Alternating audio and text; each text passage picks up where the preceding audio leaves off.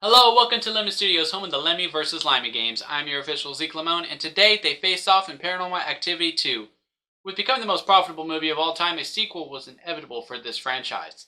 And now it's no longer dealing with a $15,000 budget, and now has $3 million, which means a bigger cast, a bigger house, and more cameras. Oren Peli does not return to write and direct this movie, but we do get head writer Christopher Landon and director Todd Williams. Oren Peli does have a producer credit, but, that's semantics at this point. Now, with the bigger budget, can this movie rank higher on the lemon scale than its predecessor? Well, let's find out. We kick off this movie with another black card, saying the Paramount would like to thank the families of the deceased. Oh, so most, if not all, these main characters are going to die in this movie. Now look, I get that, you want to go for the realism again. That was part of the charm of the first one, that it felt so real. But, it's the second movie in, and, just going out of the way to say, yeah, people die. I don't know, it's just meh to me. This movie takes place in Carlsbad, California, which is 30 miles up north from the original destination of the very first movie in San Diego. This is where we meet our main family, Daniel, Allie, and Christy. Today they have a new member coming home for the very first time, Hunter. Yep, this is a very good reason to start recording everything. Daniel wants to give Hunter a tour of the house, and oh my God, what a house. This is really nice, a big upgrade. I wouldn't be surprised if most of the $3 million of this budget was used for the house. I mean, look at it. There's a fireplace in the master bedroom. During the tour, Allie gives a great line that sums up the whole entire family dynamic. Oh, there she is. What's up, brother from another mother? What? It's quick, and now we know Christy is her stepmom. There's a knock at the door, and it's Katie? What? Man, I remember seeing this in the theaters for the first time. The place went absolutely nuts. It's pool party time, and Katie jokes about being the evil step aunt. Oh, the irony. She confirms that she is not evil, but she can be. Oh, we know, Katie. We know. Allie then asks her, where's Mika at? And she just goes, well, he didn't feel like hanging out today, and then we cut to black. And I really like this because it leaves us in a cat and mouse game with Katie. Did she already kill him? Or is this a prequel? And, he really didn't want to hang out today because, he's Mika. Some time has passed before they start recording again because it looks like they were robbed and they need to record everything from the robbery. But we all know it was probably John Cena. This gives Daniel the idea to install cameras throughout the whole entire house. And with that, the greatest concept to happen to this franchise thus far. And now it's night one. Alright, what kind of paranormal activity are we gonna get? What? The pool light just goes dead? Come on, John, you're better than that. The aftermath of night one has the pool clear out of the pool, and their dog Abby really wanted to go into the basement. And also it has their housekeeper Martine really saging up the place to get the bad spirits away. Maybe that's why John Cena was so weak on night one. Now, we get some of the family camaraderie, and it is nice. But why is there some handheld here? You have these cameras throughout the whole entire house. Like, I don't know why the conversation between Allie and Martine is handheld. You have the kitchen camera. And also, why the bathtub scene? Having a nice little quiet moment between Christy and Daniel. Was Daniel trying to make a sex tape? If so, then okay, it makes sense completely. But when Christy says, I kind of want you to smash me in the tub, and he says he's going to release the Kraken, he turns the camera off. It just felt like they needed that scene. One of the things I really loved about the first movie was how every shot felt believable. Every shot of them recording made sense. I believed why they were recording. This made sense, that made sense, every shot made sense, even the filler stuff. But here, it's just not realistic, and it hurts the film a little bit. The next day, nothing happens on night two. We find out this is indeed a prequel because we see Mika. When you're coining that shirt, dude, and again, why is this all handheld? You have the kitchen camera. It's here where the origins of Mika's fascination with cameras start. He's asking Allie all these questions. Ooh, is that HD and all that? And we find out that him and Katie have finally started to live together. And he disrespects bead time. Like you have your little beading thing or whatever it is. You see? This is why you die, Mika. Later, Christy tells Katie that the break-in felt personal to her because she still feels their presence within the house. After everyone leaves and it's just Christy and the baby, John Cena finally decides to start some activity. He causes some footsteps upstairs, which leaves Christy, to check it out. She walks into Hunter's room and then she hears some more thuds. And Allie's room, I believe, is across Hunter's room. And then this is where John Cena decides to check on this bingy thingy. I guess he didn't want Christy to see him do that because, that's kind of weird, He just wants to make sure it works, but, you just don't spin it. You just don't. And then, that's it. That's all we get. And now that we know this is a prequel, a tame John Cena so far, and he's pretty tame throughout the whole entire film, it makes sense. You can't have him be going buck wild, more crazy than the first movie. It just wouldn't make sense since all of this pretty much takes place before it. And I gotta give the film props for continuity. It's now night 3, and I think the activity here was Hunter being awake? Man, I heard Kid Cudi loves this movie because it just goes through the day and night. Yep, nope, that was bad, Zeke. That was really bad. Okay. It is now daytime, and we see the picture of young Katie, not burnt to the shock of Christy and the audience. And, like I said, we're just going through the day and night because now it's nighttime, and it's just Martine and the baby. Cena does do something. He gives a big thud that wakes up Hunter. Why are we not seeing it from Hunter's room?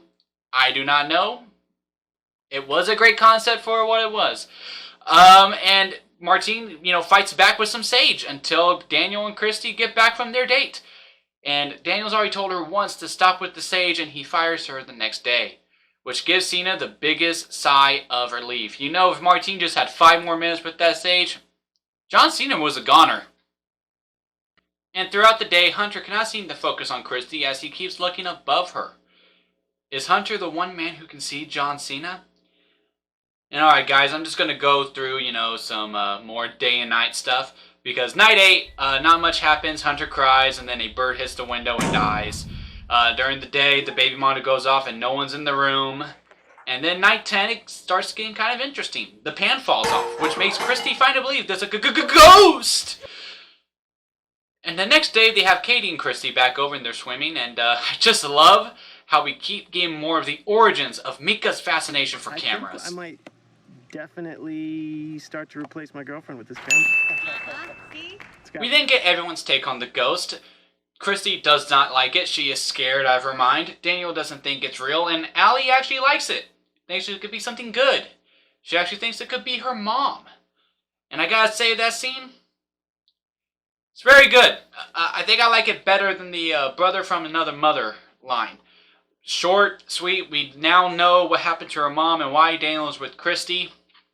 Just really like it. That night, Abby the dog just barks at Hunter's window. That is the only activity. And then the following night, Allie is watching the baby all by herself while the parents go on the date night. She invites her boyfriend over to talk to John Cena using a Ouija board. And wait, is that the same Ouija board that Mika used in the first movie? Huh. I guess he really didn't buy a Ouija board. Very interesting. And then when the boyfriend leaves, John Cena decides to static up the TV and cast a shadow over Allie until she wakes up.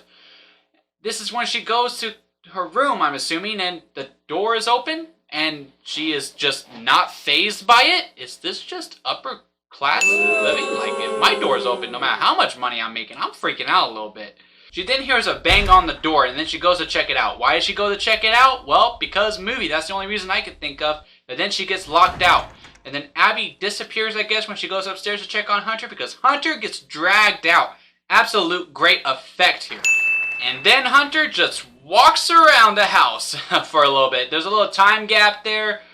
But, man, this movie had such a great concept, didn't it? The parents get home, but Allie is not. And this felt very because movie to me. I mean, come on. The baby's been alone for 20 minutes, and you're just going to give up and go to the neighbor's house and just wait? You're either calling the cops, or you're breaking a window to get in to protect your little brother. Especially when you know something weird's going on. The dad is sick of the haunted house mumbo jumbo, and he says that the wind blew the door closed. The wind blew the door closed from the inside and locked the door? That's some wind, dude! Allie does some studying on the internet the next day where everything is factual. This is where we get our "it's not a ghost, it's a demon" talk, but with some added steps. Because if someone makes a deal with a demon, they have to sacrifice the first male. Some crazy stuff. Allie tries to show her dad the footage of the door closing by itself to convince him that something weird is going on in the house. It doesn't work, and later that night, Allie goes to investigate the weird noises that are going on. Now, I'm sorry, since when did Allie break the fourth wall and talk directly to the camera? Like, is she gonna post this footage to YouTube later? Like, it's 2006, so it's been around for a year, so I could see that happening. But there's no explanation. It just comes from out of nowhere. Like, why? As for the activity itself, it's actually pretty good. I like how the toy comes on by itself quite a bit. However, how does this not wake up the parents? However, the next day, Allie does show Christy, and then Christy opens up about her past.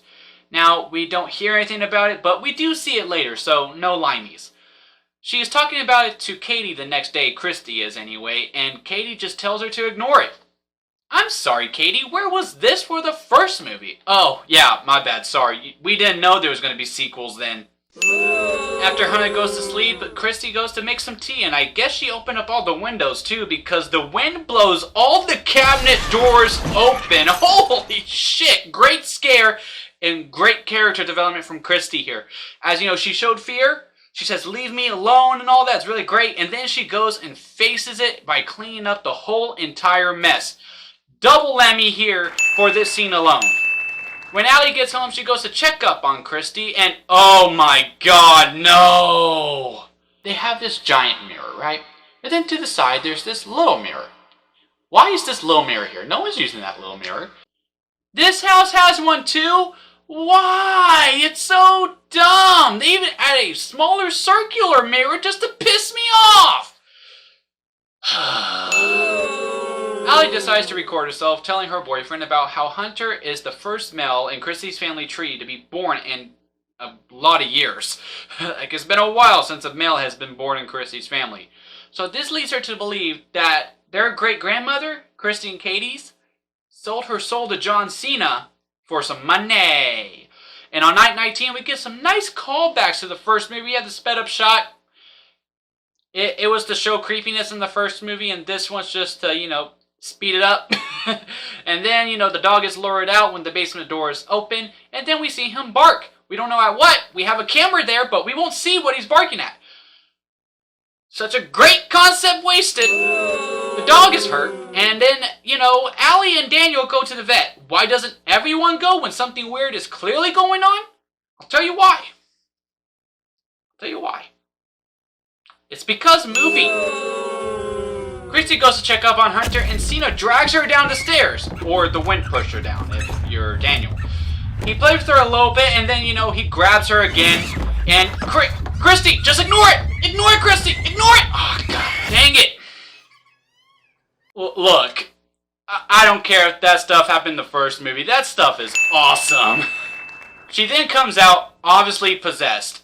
And y'all know how much I love that. The next day, Allie goes and sees the markings on the basement door, and she then goes up to check up on Hunter where Christy is. She has the same bite mark as Katie did in the first one.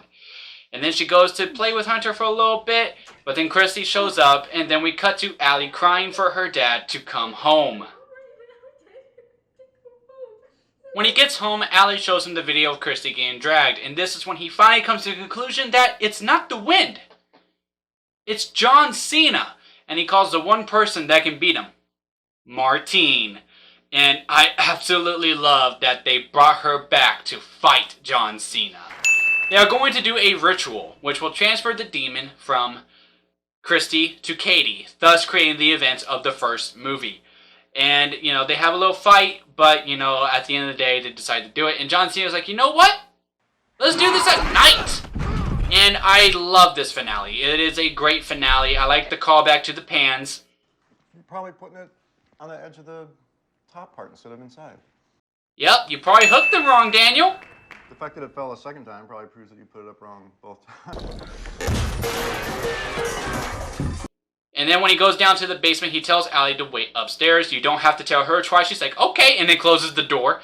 And then when he goes down, we get the iconic shot of the camera on the floor facing Hunter. It is iconic for a reason. It's very eerie, great with tension.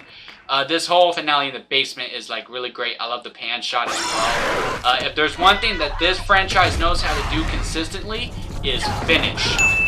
We then cut to 3 weeks later where Katie makes Christy a necklace from B-Time.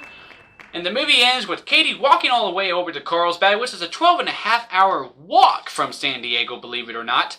And she kills Daniel and Christy. And then she kidnaps Hunter, where their whereabouts remain unknown. Paranormal Activity 2 was certainly a letdown for a lot of people, but I personally don't think it could ever live up to the hype to the first one. Because 1, we didn't know what to expect walking into it, and 2, we all thought it was real. This time around, we kind of all knew what to expect, and we knew that, it was pizzazz. Our first of 3 stand-up performances goes to the very slow start. A lot of this was just going through the day and night, so we have to give 5 points to Limey for that. Our second stand-up performance goes to the lack of realism. The first movie has such an authentic style of shooting that every shot felt real and necessary. This time we had some random handhelds where they had cameras in the house and they didn't really use the cameras in the house that often, and when they did, we didn't really see the activity. I mean, come on. The thump came from Hunter's room where Martine was in the kitchen. Why didn't you show it? Show the room shaking a little bit. Another 5 points to Limey. Our third standout performance goes to the tie-ins to the first movie. It was really nice to see Katie and Mika again. Yes, Mika, even you. I honestly kind of missed you in this movie, dude, because, you would have been checking every single night. Oh, look, you see, all this was happening. And, the Ouija board as well. And, even the picture. I really like that, so 5 points to Lemmy to finish off. So this is how the lemon scale works. If I did not like the movie, it is a sour lemon. If I didn't like it, but hey, I could see why some people would enjoy it, it is a expired store-bought lemonade. If I liked it, but there's a lot of problems to it, it is a store-bought lemonade. If I liked it, it's fine. It's a lemonade. If I really liked it, very nitpicky with my problems with it, is a freshly squeezed lemonade. And if I think it's a perfect 10, and you have to see this right now, drop everything. It is a strawberry lemonade because that is the best kind of lemonade. And we are tied. 25-25. I was going to leave this tied, but I'm going to break it. And it's going to be simply based on if I like the movie or not. And I gotta say, I did. Despite the slow start, the acting is phenomenal, and, not half the characters suck this time. So, with a score of 26-25 favoring Lemmy, that makes Paranormal Activity 2 a store-bought lemonade. Next week, we go even farther back with Paranormal Activity 3. I am not the hugest fan of prequels, I'll be honest with you, but very few I do like. Is this one of them? Well, we'll find out. Until then, I'll see you next time here at Lemon Studios.